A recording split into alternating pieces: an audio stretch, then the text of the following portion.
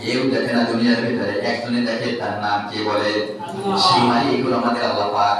আর আপনি আমি যখন কবরের ভিতরে যাব, কবরের বাসিন্দা হয়ে যাব, আল্লাহ ছাড়া আপনার আমার কেউ থাকবে না, বেরো ভাইরা কেউ থাকবে না। মাঝে মাঝে কবরস্থানে যাবেন, আর যদি আপনার জ্ঞান থাকে, আপনি যদি বুঝমান থাকেন, তাহলে কবরের দিকে তাকাবেন। আরে এমন একজন বিশাল শক্তিশালী মানুষ, টাকাওয়ালা মানুষ, ক্ষমতাবান, শিক্ষাওয়ালা, তিনি ওখানে মরে আছেন।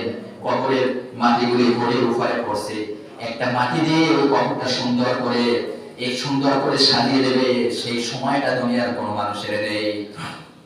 আছে পুরনো কবরস্থানে যাবেন, মাঝে মাঝে পুরনো কবরস্থানে মাঝে মাঝে যাবেন। আমি বাড়িতে গেলে ওই যে দাদুভাইয়ের কবরের কাছে যাই, দাদুভাইয়ের কবরের কাছে যাই। এটা ছোটবেলায় আব্বার কাছ থেকে শিখছি।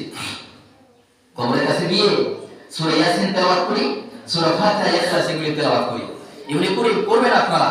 আল্লাহ রাসূল সাল্লাল্লাহু আলাইহি ওয়াসাল্লাম বলেছেন যে যারা মৃত্যুবরণ করেছে, কবরে শুয়ে আছে, তাদের জন্য উপলক্ষণ, তাদের জন্য তুমি আন্তরিকতা, শ্রদ্ধা, ভালোবাসা তাদের কিছু দেবা না? অবশ্যই দেবা। দুনিয়ার মধ্যে দেখেন মানুষদেরকে যত ভালো খানা দেবেন, আলহামদুলিল্লাহ, শুকরিয়া ভাই, আপনি তো অনেক ভালো, এত খানা দিয়েছেন, এত আইটেমের মাছ, গোশ, খানা, আলহামদুলিল্লাহ, কি মানুষ খুশি।